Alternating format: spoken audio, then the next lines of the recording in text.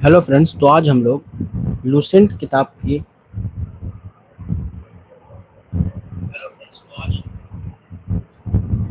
जितने भी objective questions हैं उसको आज हम लोग देखने का कोशिश करेंगे। ठीक है, तो इस वीडियो में जितना भी लूसेंट्स में ऑब्जेक्टिव पूछा जाता है, सवालात जितना भी क्वेश्चंस आता है उसको हम लोग डील करने की कोशिश करेंगे, जो अलग अलग एग्जाम में अलग अलग पैटर्न से पूछता है। ठीक है, तो ये वीडियो बहुत इंपॉर्टेंट होने वाला है। आप इस वीडियो को कड़ी नज़र बनाए रखें और जो क्वेश्चंस अगर आपको नहीं आता है तो उसको अच्छे तरीके से आप सॉल्व करने का और याद करने का भी कोशिश कीजिएगा। ठीक है, तो आइए, पिछला अगर वीडियो आप लोगों ने नहीं देखा है तो उसको आप लोग पहले हमारे चैनल पे के प्लेलिस्ट में जाकर देख लीजिए। उसमें प्लेलिस्ट में नाम लिखा होगा लूसेंट रामबाण, उसमें जाकर आप इस वीडियो को देख सकते हैं। ठीक है, और उसके बाद आज हम लोग का दूसरा जो टॉपिक है वो दूसरा टॉपिक है वैदिक संस्कृति। आज हमारा दूसरा टॉपिक क्या है? वैदिक संस्कृति। तो आज हम लोग वैदिक संस्कृति से रिलेटेड जितने भी क्वेश्चंस हैं उन सबको आज हम लोग सॉल्व करने की कोशिश करेंगे। इससे पहले वीडियो बनाया था लेकिन उसमें वॉइस प्रॉब्लम होने के कारण फिर से इस वीडियो को क्या करते हैं, हम लोग थोड़ा सा बनाने की कोशिश करते हैं। ठीक है, तो आज हमारा टॉपिक क्या है? वैदिक संस्कृति 1500 ईसा पूर्व से लेकर 600 ईसा पूर्व तक। ठीक है, तो सबसे पहला क्वेश्चन है, पूर्व वैदिक या ऋग वैदिक संस्कृति का काल किसे माना जाता है? इसका जो सही आंसर हो जाएगा वो ऑप्शन ए हो जाएगा, यानी कि 1500 ईसा पूर्व से लेकर 1000 ईसा पूर्व तक। ठीक है, क्वेश्चन 2 है हमारा, उत्तर वैदिक संस्कृति का काल किसे माना जाता है? तो उत्तर वैदिक संस्कृति का काल कब से कब तक है? तो 1000 ईसा पूर्व से लेकर 600 ईसा पूर्व तक है। पूर्व वैदिक का था कितना? 1500 से लेकर 1000, और उत्तर वैदिक का कितना है? 1000 से लेकर 600 ईसा पूर्व तक। ठीक है, आइए क्वेश्चन नंबर हम लोग 3 की तरफ बढ़ते हैं।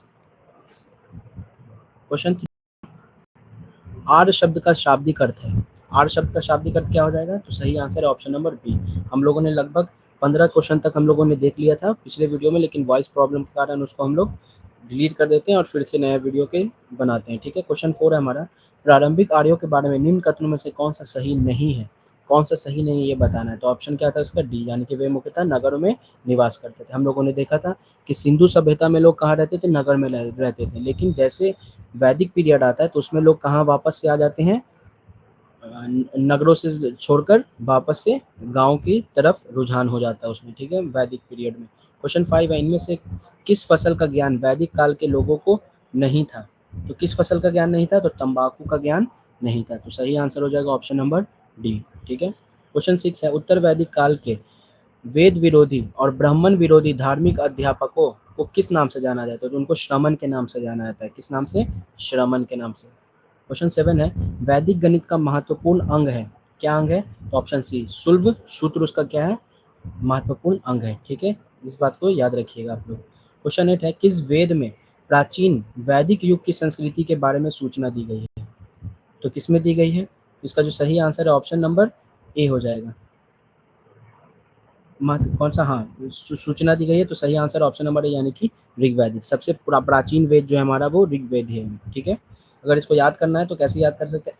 RYSA, ऋग्वेद, यजुर्वेद, सामवेद और अथर्ववेद। सबसे नवीनतम वेद कौन सा है हमारा? अथर्ववेद है, और सबसे प्राचीनतम वेद कौन सा है हमारा? ऋग्वेद है।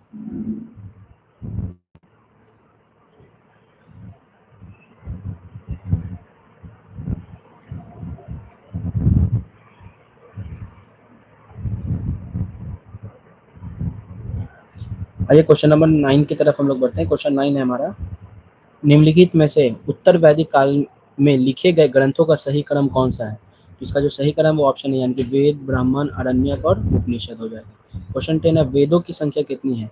तो वेदों की संख्या भी हम आपको कितनी बताएं? RYSA, यानी कि टोटल वेद की संख्या कितनी है? 4, ऋग्वेद, यजुर्वेद, सामवेद और अथर्ववेद। ठीक है, क्वेश्चन नंबर 11 की तरफ आते हैं, कौन सी 3 वेद संयुक्त रूप से त्रय या वेद त्रयी कहलाते हैं? तो वो कौन से शुरू के 3 वेद हैं? ऋग्वेद, यजुर्वेद और सामवेद। ये सब क्या कहलाते हैं? त्रयी वेद या फिर वेदयत्री कहलाते हैं। ठीक है, क्वेश्चन नंबर 12 है, भारत में राज्य चिन्ह में प्रयुक्त होने वाला शब्द सत्यमेव जयते किस उपनिषद से लिया गया? तो ये किस उपनिषद से लिया गया?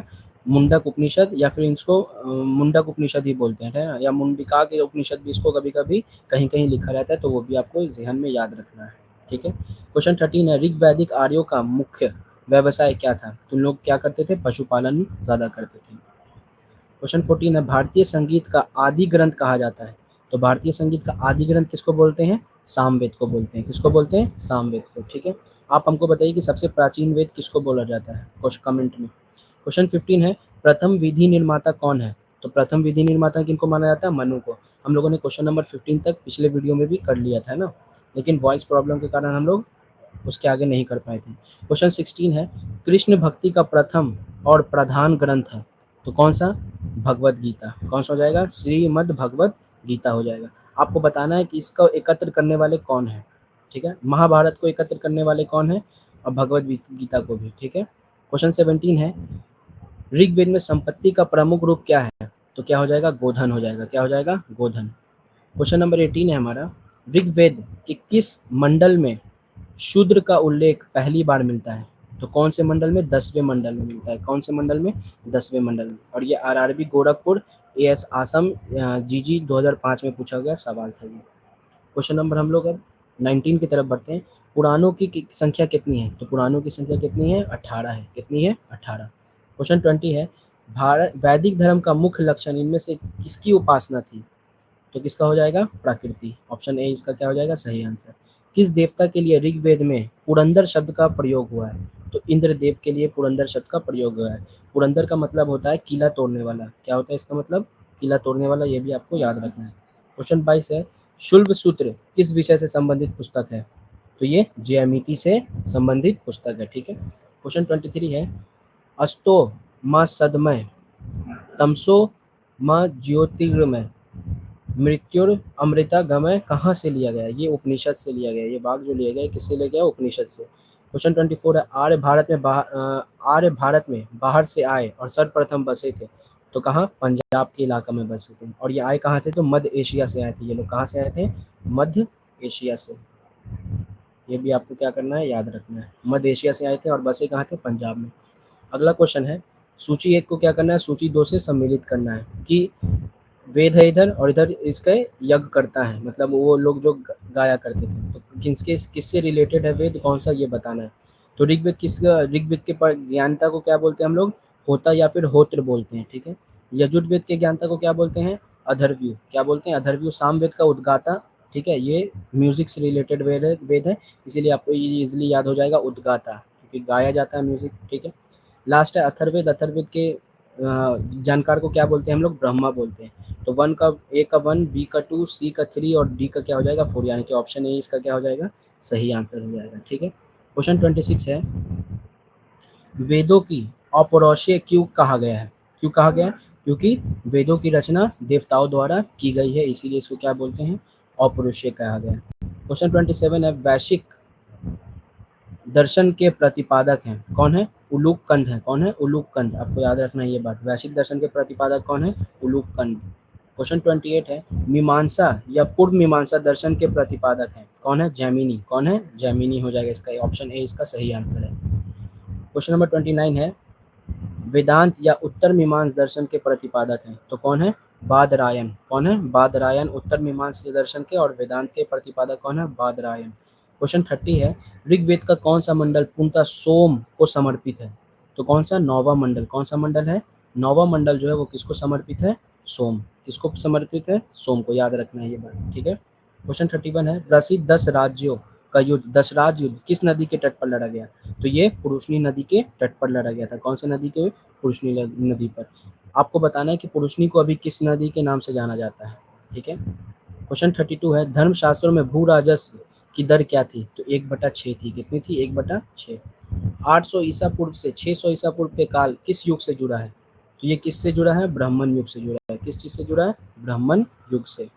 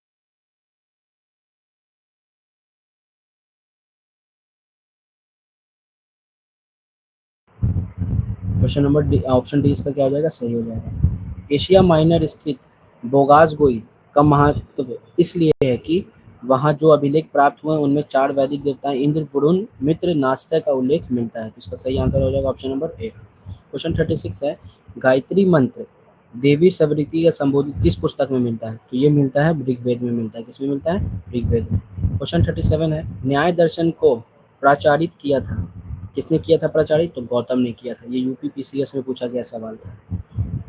क्वेश्चन 38 है, प्राचीन भारत में निष्क से जाने जाते हैं कौन? स्वर्णाभूषण को जाने जाते हैं। कौन जाने जाते हैं? स्वर्णाभूषण। क्वेश्चन 39 है, योग दर्शन के प्रतिपादक हैं तो कौन है? पतंजलि। कौन हो जाएंगे?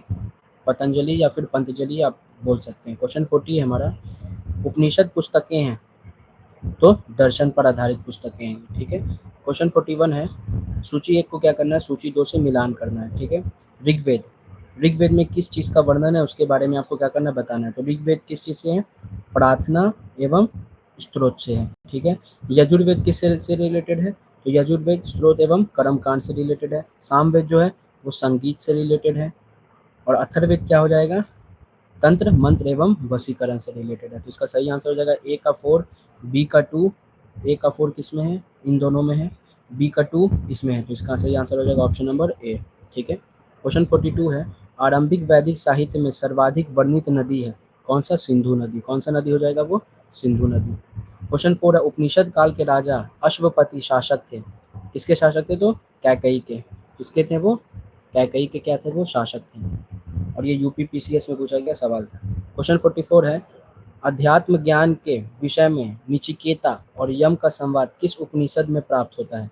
तो ये कठोपनिषद में प्राप्त होता है। और ये यूपीपीसीएस में ये भी और यूपीएससी में भी पूछा गया ये सवाल था 1997 में। क्वेश्चन नंबर 45 है हमारा, वैदिक नदी कुबा काबुल का स्थान कहाँ निर्धारित होना चाहिए? तो ये कहाँ है? काबुल अफगानिस्तान में है। बहुत आसान सवाल था ये। कपिल मुनि द्वारा प्रतिपादित दार्शनिक प्रणाली है कौन सा है? तो सांख्य दर्शन है वो। कौन सा दर्शन है? सांख्य दर्शन। कपिल मुनि सांख्य दर्शन। ठीक है। न्याय किससे रिलेटेड है? तो गौतमी से रिलेटेड है। और अभी हम लोग देखे थे योग दर्शन किससे रिलेटेड है? तो पतंजलि से रिलेटेड था वो। ठीक है। क्वेश्चन 47 है, भारत के किस स्थल की खुदाई से लौह धातु के प्रचलन के प्राचीनतम प्रमाण मिलते हैं? तो कहाँ से मिलते हैं? तो इसका सही आंसर हो जाएगा ऑप्शन नंबर बी, यानी कि अतरंजी खेड़ा में। कहाँ से मिलता है? अतरंजी खेड़ा में। क्वेश्चन 48 की तरफ बढ़ते हैं हम लोग। क्वेश्चन 48 है हमारा, निम्नलिखित में से किसका संकलन ऋग्वेद पर आधारित है? तो किसका? सामवेद का संकलन जो है वो ऋग्वेद पर क्या है? आधारित है। और ये यूपीपीसीएस 1997 में पूछा गया सवाल है। क्वेश्चन 49 है, निम्नांकित में से कौन प्रस्तनारित्र में शामिल नहीं है? कौन शामिल नहीं है? तो इसका सही आंसर हो जाएगा ऑप्शन नंबर ए, यानी कि भागवत। भागवत जो है इसमें शामिल नहीं। कर्म का सिद्धांत संबंधित है किससे? मीमांस से। किससे संबंधित है? मीमांस से। क्वेश्चन 51 है, सुमेलित करना है। ठीक है, मिलान करना है। तो एक क्या? अथर्ववेद। अथर्ववेद किससे रिलेटेड है? औषधि से रिलेटेड है। किससे रिलेटेड है? तो औषधि से। एक का क्या हो जाएगा? 3। ऋग्वेद जो है वो ईश्वर महिमा पर रिलेटेड है। ईश्वर महिमा। यजुर्वेद जो है वो किससे रिलेटेड है? यजुर्वेद बलिदान पर है। और सामवेद किस पर है? संगीत पर। ठीक है। इसका सही आंसर हो जाएगा ऑप्शन नंबर, यानी कि ए का 3, बी का 1, सी का 2 और डी का क्या हो जाएगा? 4।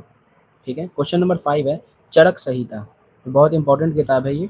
चरक संहिता नामक पुस्तक किस विषय से संबंधित है? तो ये चिकित्सा से रिलेटेड है। किस चीज से रिलेटेड है? चिकित्सा से। आपको ये बताना है कि चरक संहिता जो नामक पुस्तक है ये इसके लेखक कौन है? इसके लिखने वाले कौन है? ठीक है। आप कमेंट में इसका आंसर जरूर बताइए। क्वेश्चन 53 है, यज्ञ संबंधी विधानों का पता चलता है। किससे पता चलता है यज्ञ वगैरह का? तो यजुर्वेद से पता चलता है। और ये आरएएस आरटीएस में पूछा गया सवाल था ये। क्वेश्चन 54 है, वैदिक युगीन सभा किससे रिलेटेड है? तो मंत्री परिषद से। किससे रिलेटेड है? मंत्री परिषद से। ठीक है। क्वेश्चन 55 है, वैदिक युग में प्रचलित लोकप्रिय शासन प्रणाली थी। तो कैसा लोकप्रिय शासन प्रणाली था? गणतंत्र। गणतंत्र क्या होता है? जिसका सबसे ऊंचा पद लोगों के द्वारा, जनता के द्वारा चुना जाता है, डायरेक्ट या इनडायरेक्ट वे में, उसी को हम लोग क्या बोलते हैं? गणतंत्र बोलते हैं। क्वेश्चन 56 है, सबसे प्राचीन वेद कौन सा है? तो सबसे प्राचीन वेद ऋग्वेद है। ठीक है। क्वेश्चन 57, निम्नलिखित में से कौन भारतीय दर्शन का आरंभिक विचारधारा है? तो कौन सा दर्शन? सांख्य दर्शन। ये सबसे आरंभिक विचारधारा, आपको ये बात याद रखना है। क्वेश्चन 58 है, सांख्य, योग, न्याय, वैशिक, मीमांस एवं वेदांत, इन 6 भिन्न भारतीय दर्शनों की स्पष्ट रूप से अभिव्यक्ति हुई। किसमें? वैदिक युग में हुई। किससे में हुई? वैदिक युग में। क्वेश्चन 59 है, निम्नलिखित में वह दस्तकारी कौन सी है जो आर्यों द्वारा व्यवहार में नहीं लाई गई थी? तो वो कौन सा था? लोहार, यानी कि लोहारगिरी। लोहा, क्योंकि लोहा कैसे रिलेटेड चीज़ें जिसको लोहार बनाता है। ठीक है। क्वेश्चन 60 है हमारा, जिसमें क्या करना है? मिलान करना है। ठीक है। आयुर्वेद, आयुर्वेद किससे रिलेटेड है? तो आयुर्वेद जो है वो ऋग्वेद से रिलेटेड है। धनुर्वेद किससे है? तो यजुर्वेद से है। गंधर्ववेद किससे है? तो सामवेद से है। और शिल्पवेद अर्थात यानी कि अथर्ववेद से। तो इसका सही आंसर ए का 1, बी का 2, सी का 3 और डी का 4, यानी कि ऑप्शन ए इसका क्या हो जाएगा? बिल्कुल सही आंसर हो जाएगा। क्वेश्चन नंबर 61 की तरफ बढ़ते हैं हम लोग। क्वेश्चन 61 है हमारा, ऋग्वेद किन 6 मंडलों को वंश मंडल, गोत्र मंडल कहा जाता है? तो किसको? दूसरे मंडल एवं 7वें मंडल को क्या बोलते हैं? दूसरे मंडल को वंश मंडल बोलते हैं और 7वें मंडल को क्या बोलते हैं? गोत्र मंडल। ठीक है। क्वेश्चन 62 है, किस वेद में जादुई माया और वशीकरण का वर्णन है? तो किसमें है? तो इसका सही आंसर हो जाएगा ऑप्शन नंबर डी, यानी कि अथर्ववेद में, सबसे आखिरी वाले में। और ये यूपीएससी में पूछा गया सवाल और जेपीपीएससी में भी पूछा गया ये सवाल था। क्वेश्चन 63 है, आर्य शब्द का इंगित करता है क्या? श्रेष्ठ वंश को। किसको इंगित करता है वो? श्रेष्ठ वंश को। ये भी यूपीएससी का सवाल था ये। क्वेश्चन 64 है, ऋग्वेद में कुल कितने मंडल हैं? तो कुल कितने मंडल हैं? 10 मंडल हैं। इसमें कितने मंडल हैं? 10। क्वेश्चन 65 है, आर्य भारत में संभवतः आए, कहाँ से आए थे? तो ये लोग मध्य एशिया से आए थे। कहाँ से आए थे? मध्य एशिया से। क्वेश्चन 66 है हमारा, कौन सा वेद अंशतः गद्य रूप में भी रचित है? तो कौन सा वेद? यजुर्वेद। कौन सा वेद? यजुर्वेद। इसको याद करने का है RYSA। ऋग्वेद, यजुर्वेद, सामवेद और सबसे आखिरी कौन सा है? अथर्ववेद है। ठीक है, ऐसे आप याद इसको कर सकते हैं। क्वेश्चन 67 है, सभा और समिति प्रजापति की 2 पुत्रियां थीं का उल्लेख किस वेद में मिलता है? तो ये जो मिलता है ये सबसे आखिर वेद में मिलता है, यानी कि अथर्ववेद में मिलता है। ठीक है। क्वेश्चन 68 है, ऋग वैदिक युग की प्राचीनतम संस्था कौन सी थी? तो कौन सी थी? विदत थी। वो कौन सी संस्था थी? विदत। ब्राह्मण ग्रंथों में सर्वाधिक प्राचीन कौन है? तो सबसे प्राचीन कौन है? शतपथ ब्राह्मण। कौन है? शतपथ ब्राह्मण। क्वेश्चन 70 है हमारा, गोत्र व्यवस्था प्रचलन में कब आई? तो ये उत्तर वैदिक के बाद आता है। तो सही आंसर ऑप्शन बी हो जाएगा, यानी कि उत्तर वैदिक काल में। क्वेश्चन नंबर 71 है, अनुलोम विवाह का अर्थ है? 2 तरीके का विवाह होता है, एक अनुलोम और एक प्रतिलोम। ठीक है। तो अनुलोम विवाह का क्या अर्थ है? उच्च वर्ग का पुरुष होगा और निम्न वर्ग की क्या होगी? नारी होगी। इन दोनों में जब विवाह होता है तो उसको क्या बोलते हैं? अनुलोम। जब इसी का विपरीत हो जाता है तो उसको क्या बोलते हैं? विलोम विवाह। ठीक है। अब प्रतिलोम विवाह बोलते हैं। ठीक है। क्वेश्चन 72 वही है हमारा, प्रतिलोम विवाह तब माना जाता है, कब माना जाता है? जब उच्च वर्ग की क्या होगी? नारी होगी और निम्न वर्ग का क्या होगा? पुरुष। जब इन दोनों के साथ विवाह होता है तो उसको क्या बोलते हैं? प्रतिलोम। ठीक है। क्वेश्चन 73 है हमारा, वैदिक युग में यव कहा जाता है। यव किसको कहते हैं? तो यव जो होता है उसका मतलब होता है जौ को बोलते हैं। किसको बोलते हैं? जौ को। और वैदिक युग ऐसी सभ्यता थी जो पशुपालन सभ्यता थी। इसमें पशुओं का ज़्यादातर ध्यान रखा जाता था, कृषि से रिलेटेड चीज़ों पर। 74 जो है, व्रीहि शब्द किसके लिए प्रयुक्त हुआ है? तो व्रीहि शब्द जो हुआ है वो चावल के लिए हुआ है। किसके लिए हुआ है? चावल। यव हुआ है जौ के लिए और व्रीहि हुआ है चावल के लिए। आपको ये बात बिल्कुल याद रखना है। अथर्व का अर्थ है, अथर्व का अर्थ मतलब क्या होता है? पवित्र जादू। इसका मतलब क्या होता है? पवित्र जादू, यानी कि ऑप्शन ए इसका क्या हो जाएगा? बिल्कुल सही हो जाएगा। क्वेश्चन 76 है हमारा और इसको क्या करना है? मिलान करना है। शिक्षा, तो इसका क्या हो जाएगा? ध्वनि शास्त्र। शिक्षा क्या हो जाएगा? ध्वनि शास्त्र। कल्पसूत्र क्या हो जाएगा? कर्म कांड में है। निरुक्त क्या हो जाएगा? शब्द व्युत्पत्ति शास्त्र, यानी कि भाषा शास्त्र। और छंद क्या हो जाएगा? छंद शास्त्र, यानी कि ऑप्शन ए इसका क्या हो जाएगा? बिल्कुल सही। ए का 1, बी का 2 और सी का 3 और डी का क्या हो जाएगा? 4। ठीक है। क्वेश्चन 77 है हमारा, प्राचीनतम व्याकरण अष्टाध्याय के रचनाकार हैं। तो अष्टाध्याय किसने लिखा है? पाणिनि ने लिखा है। किसने लिखा है? पाणिनि ने। क्वेश्चन 78, निम्न में से कौन सा स्मृति प्राचीनतम है? तो प्राचीनतम स्मृति कौन सा? मनुस्मृति। ठीक है। आप ये बताइए कि मनुस्मृति की होलिका किसने जलाई थी? ये आप कमेंट सेक्शन में जरूर बताइए। और मनुस्मृति को लिखने वाले कौन है ये भी आपको बताना है। क्वेश्चन 79 है, आदि काव्य की संज्ञा किसे दी जाती है? तो रामायण को दी जाती है। किसे दी जाती है? रामायण को। क्वेश्चन 80 है, प्राचीनतम पुराण है कौन सा? मत्स्य पुराण जो है वो सबसे पुराना पुराण है। ठीक है। और पुराणों की संख्या टोटल कितनी है? तो पुराणों की संख्या टोटल 18 है। ठीक है। क्वेश्चन 81 है, ऋग्वेद में सबसे पवित्र नदी किसे माना जाता है? तो सबसे पवित्र नदी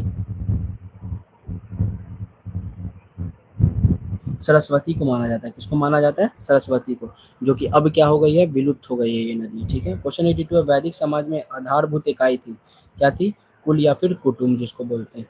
क्वेश्चन 83, ऋग वैदिक काल में सबसे प्रधान देवता की पहचान करें जिसकी स्तुति में 250 सूक्तों की रचना की गई है। तो वो कौन हो जाए? इंद्र भगवान के बारे में सबसे ज्यादा इसमें जिक्र किया गया। क्वेश्चन 84 है, किस वेद में सभा का नरिष्ठ अर्थात सामूहिक वाद विवाद का अनुलंघनीय कहा गया है? किसे? अथर्ववेद में। किसमें हो जाएगा? अथर्ववेद में। क्वेश्चन 88 है, 85 है हमारा, किस रचना में नारी को सूरा और पांसा के साथ 3 प्रमुख बुराइयों में शामिल किया गया है? तो मैत्रेयानी संहिता में कहा गया। ठीक है। 86 है क्वेश्चन नंबर, कि उत्तर वैदिक काल में किस देवता को सर्वोच्च स्थान प्राप्त है? तो किस देवता को? प्रजापति को। किसको सर्वोच्च स्थान प्राप्त है? प्रजापति को। क्वेश्चन 87 है, इसमें भी क्या करना है? मिलान करना है। तो ए का क्या हो जाएगा? 1 हो जाएगा, राजसूय यज्ञ हो जाएगा, बी का 2 हो जाएगा, सी का 3 हो जाएगा और 4 का क्या हो जाएगा? 4। तो इसका सही आंसर ऑप्शन नंबर ए हो जाएगा। ठीक है। क्वेश्चन 88 है, इसमें भी क्या करना है? मिलान करना है। ऋग्वेद में उल्लेखित नाम है और आधुनिक नाम, मतलब उस नदी को किस नाम से जाना जाता है? तो पुरुषनी नदी को किस नाम से जानते हैं? रावी नदी के नाम से जानते हैं। किस नाम से? रावी। शतुद्री और सतलज, ये दोनों मिलता जुलता नाम है, तो इसका सही आंसर हो जाएगा। अस्किनी किसका नाम था? चेनाब का। किसका नाम था? चेनाब। और विपाशा व्यास का। विपाशा किसका नाम था? व्यास का। तो ए का 1, बी का 2, सी का 3 और डी का क्या हो जाएगा? 4। क्वेश्चन नंबर 89 है, संस्कारों की कुल संख्या कितनी है? तो कुल कितने तरीके के संस्कार होते हैं? जिसमें 16 संस्कार होते हैं। टोटल कितनी संख्या के संस्कार हैं? टोटल 16 तरीके के संस्कार होते हैं। क्वेश्चन हमारा 90 है, इसमें भी क्या करना है? मिलान करना है। क्या करना है? मिलान। ब्रह्म विवाह। ब्रह्म विवाह क्या होता है? यानी कि समान वर्ण या जाति में विवाह को क्या बोलते हैं? ब्रह्म विवाह। दैव विवाह किसमें को किसको बोलते हैं? जिसमें पुरोहित का पारिश्रमिक में मिलने कन्या के साथ विवाह होता है। आर्ष विवाह किसको बोलते हैं? कन्या मूल रूप से एक जोड़ी गाय व बैल चुकाकर किया गया विवाह, मतलब उसको दान में दिया जाता है। ठीक है, दहेज में। प्रजापति विवाह किसको बोलते हैं? बिना दहेज का विवाह को क्या बोलते हैं? प्रजापति विवाह बोलते हैं। जिसका सही आंसर ऑप्शन ए, यानी कि ए का 1, बी का 2, सी का 3 और डी का हो जाएगा 4। क्वेश्चन नंबर 91 है, ये भी विवाह से रिलेटेड है। गंधर्व विवाह किसको बोलते हैं? इसको प्रेम विवाह को क्या बोलते हैं? गंधर्व विवाह बोलते हैं। आसुर विवाह किसको बोलते हैं? कन्या को खरीद कर किया गया विवाह। जब आप कन्या को खरीद कर विवाह करते हैं तो उसको आसुर विवाह कहते हैं। राक्षस विवाह, पराजित राजा की कन्या या अपहरण की गई कन्या के साथ विवाह को क्या बोलते हैं? राक्षस विवाह। ठीक है। और लास्ट है हमारा पिशाच विवाह, यानी कि सोई हुई अवस्था में कन्या को गुमराह करके या मानसिक रूप से अवस्थ कन्या को गुमराह करके उसके साथ किया गया विवाह क्या कहलाता है? पैशाच विवाह। तो सही आंसर हो जाएगा ऑप्शन नंबर ए।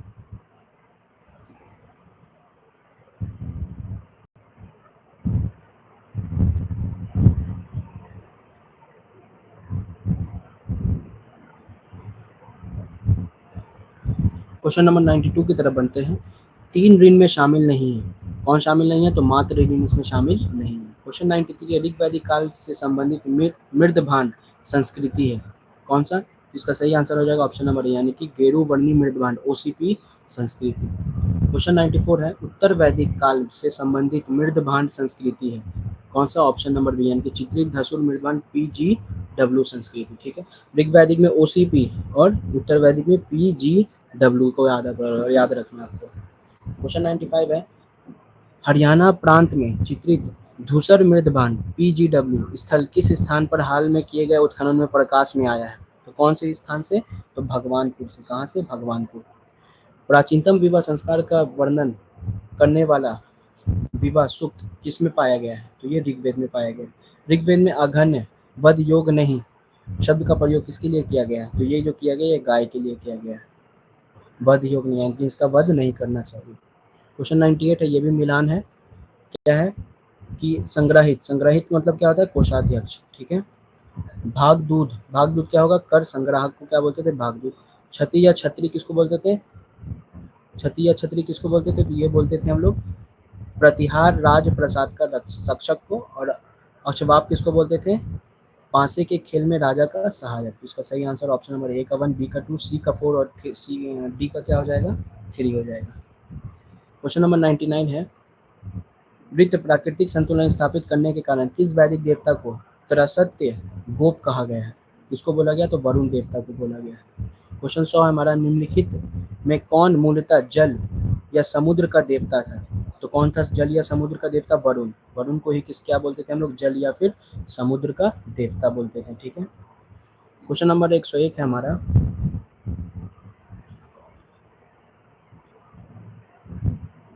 तीन क्रमों पगों में तीनों लोक को माप लेने के कारण किसे उपक्रम कहा गया है? तो किसे कहा गया है? तो विष्णु को। सही आंसर हो जाएगा option number D. Question number 102 है हमारा, क्या करना है इसमें भी? मिलान करना है। क्या करना है? मिलान करना है। पूषण, पूषण क्या होता है? विवाह का देवता को पूषण बोलते हैं। रुद्र क्या होता है? पशुओं का देवता को क्या बोलते हैं? रुद्र। धौल किसको बोलते हैं? जगत के पिता को। अदिति किसको बोलते हैं? देवों को की महान माता को। ठीक है, तो इसका सही आंसर ऑप्शन ए हो जाएगा, यानी कि ए का 1, बी का 2, सी का 3 और डी का 4। क्वेश्चन नंबर 103 है, मनुस्मृति मुख्यतः संबंधित है, किससे संबंधित है? सामाजिक व्यवस्था से। ठीक है, और इसका होलिका किसने जलाया था? तो भीमराव अंबेडकर ने जलाया था। मनुस्मृति को लिखने वाले कौन है? मनु है। कौन है? मनु। 104 क्वेश्चन है, गायत्री मंत्र की रचना किसने की थी? तो विश्वामित्र ने की थी। किसने की थी? विश्वामित्र ने। अवेस्ता और ऋग्वेद में समानता है। अवेस्ता किस क्षेत्र से संबंधित है? तो ये जो संबंधित है ये ईरान से संबंधित है। ये यूपीपीसीएस में पूछा गया सवाल था ये।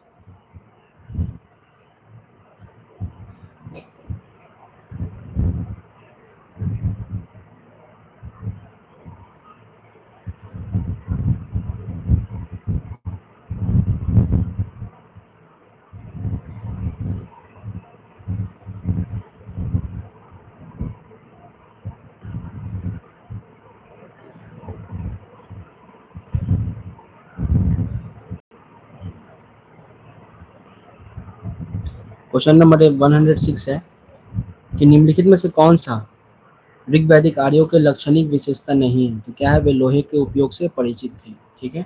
अगला क्वेश्चन है हमारा, ऋग्वेद में निम्नांकित किन नदियों का उल्लेख अफगानिस्तान के साथ आर्यों के संबंध का सूचक है? तो किस नदी का? कुभा या फिर क्रूमक में। ठीक है। क्वेश्चन नंबर 108 है हमारा, धर्म तथा रीत भारत की प्राचीन वैदिक संस्कृति के एक केंद्रीय विचार को चित्रित करते हैं।